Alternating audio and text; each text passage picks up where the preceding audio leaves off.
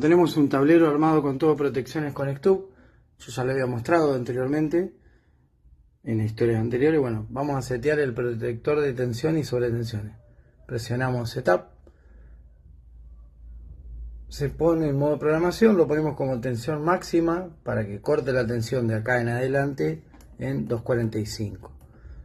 Y como tensión mínima, presionamos Setup de vuelta en 185. Que debajo de esa tensión las heladeras empiezan a fallar. De esta manera volvemos a presionar Setup. Ese es el tiempo que va a tardar en restablecerse. 5 segundos, pueden ser más. Lo dejamos en 5. Y presionamos nuevamente y queda configurado el protector de tensión y sobretensiones.